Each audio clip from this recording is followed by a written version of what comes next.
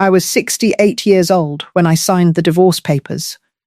People think a marriage ends with one terrible fight or one unforgettable betrayal. Mine ended much more quietly than that. It ended after years of feeling invisible in the same house where I had once laughed until my stomach hurt. My name is Margaret, and for 42 years I believed that keeping the peace was the same as keeping a marriage alive. I was wrong. When I met my husband, Daniel, we were young, hopeful, and convinced we could survive anything together. We raised 2 wonderful children in Ohio, worked hard, paid our bills, and celebrated every little milestone. We were the couple everyone admired. Looking back now, I realize people often admire what they cannot see inside. After Daniel retired, everything changed. Instead of enjoying our new chapter together, he slowly built a life that no longer included me. Every morning he met friends for breakfast without inviting me. Every weekend he planned fishing trips, golf outings, or road trips. When neighbors invited us to dinner, he answered for both of us before I even knew we had been asked. "You wouldn't enjoy it," he would say with a smile. At first, I believed him. Then I stopped believing him. One afternoon, I suggested we take the train to Chicago for a weekend. We had always talked about seeing the museums after retirement. Daniel barely looked up from his tablet. That sounds expensive. 2 weeks later, he spent nearly $3,000 on a fishing vacation with 3 friends. He never mentioned the cost. I noticed something else changing too. Whenever family gathered, people asked Daniel about retirement. "What have you been doing? Where have you traveled? What are your plans next year?" No one asked about mine. And strangely, neither did Daniel. I became the person who refilled coffee cups, cleared dinner plates, and smiled in family photographs. I had become part of the furniture. The hardest moment came on my 68th birthday. Our daughter Emily organized a beautiful dinner at her home. The grandchildren decorated the backyard with flowers and tiny lights. After dessert, everyone began sharing memories. Emily smiled. "Dad has inspired us all to enjoy retirement." Everyone nodded. Daniel thanked them proudly. I waited.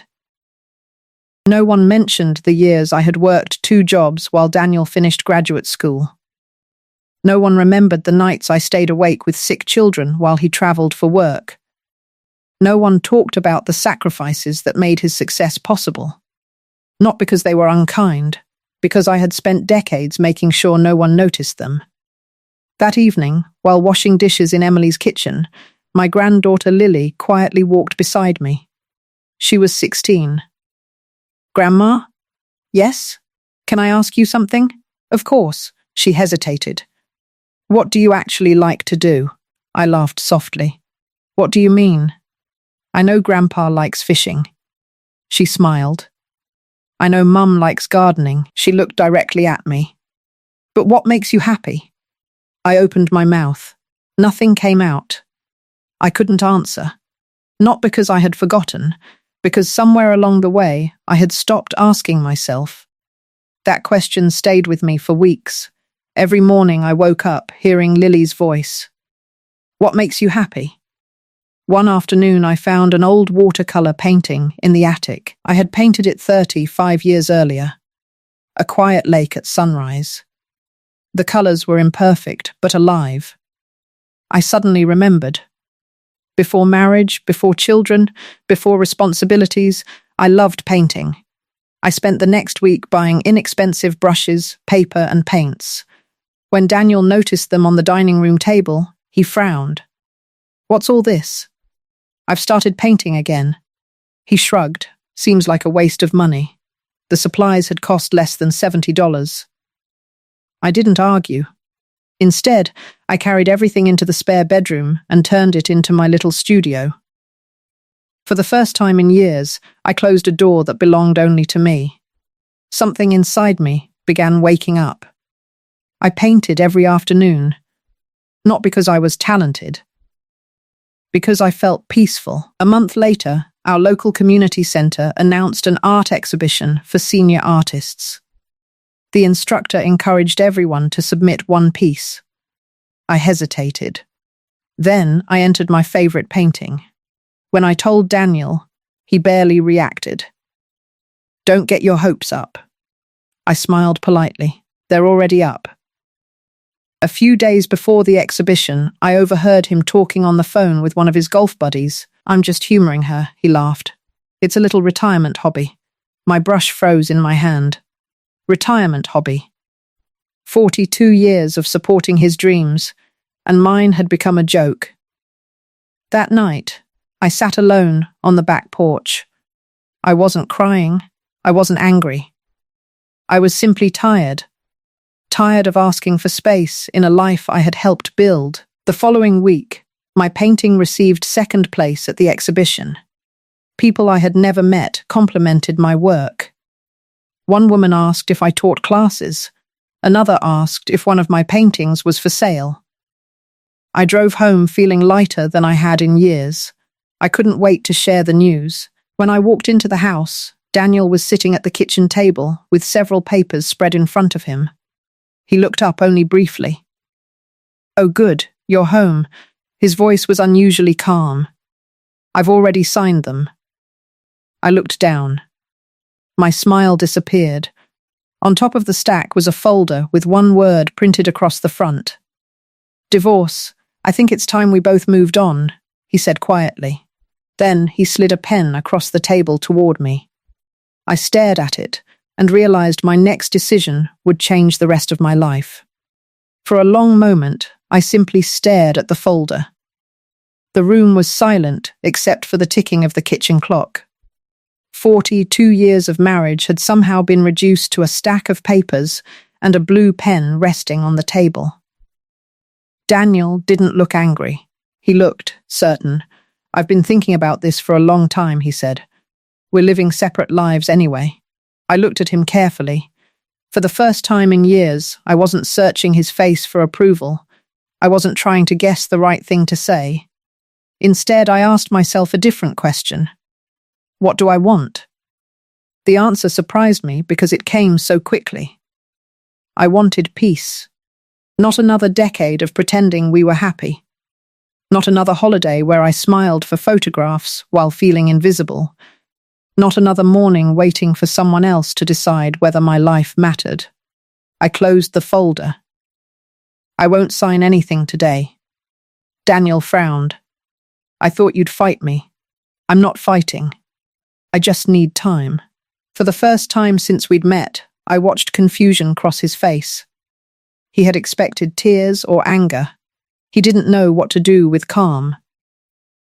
The next morning, I scheduled an appointment with an attorney. Not because I wanted revenge, because I wanted to understand my rights. For decades, I had signed papers without asking questions. This time would be different. The attorney listened patiently as I explained our marriage, our finances, our home, and our retirement accounts. When she finished reviewing everything, she smiled gently. "You've contributed far more than you realize." Her words stayed with me. I had spent years believing that because Daniel had earned the larger paycheck, he had built our life. But I had built it too. I worked when we needed extra income. I managed the household budget. I raised our children. I cared for aging parents. I supported every career move he ever made. My contributions weren't smaller. They were simply less visible. Over the next several weeks, the paperwork moved forward respectfully. There were difficult conversations, of course, but there were no shouting matches, no cruel words, just two people acknowledging that their paths had quietly separated years before.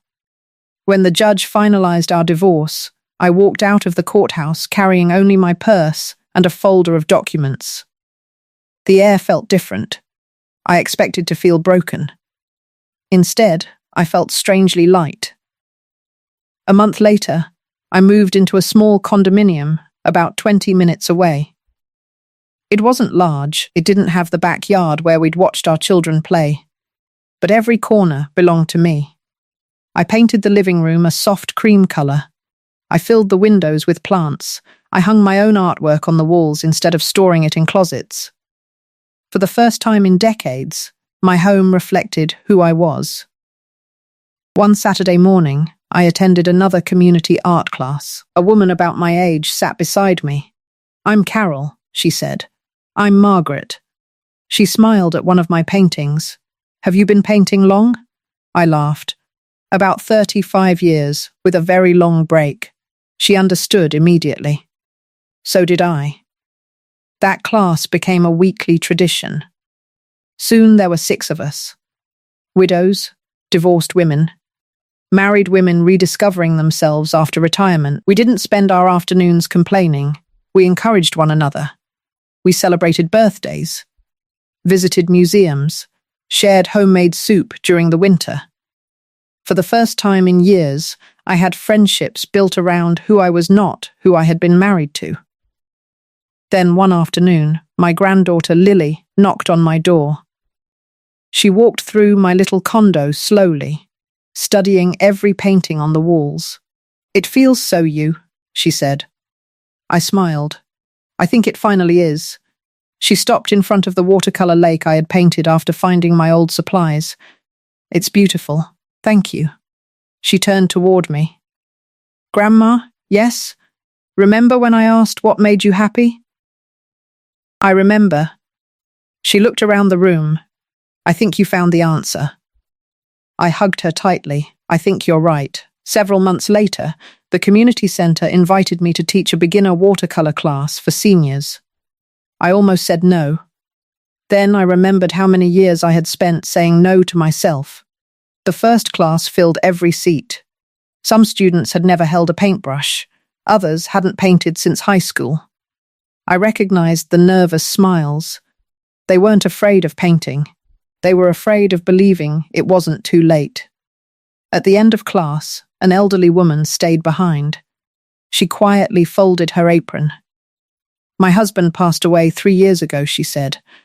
"I haven't done anything just for myself since." She looked at her first painting with tears in her eyes.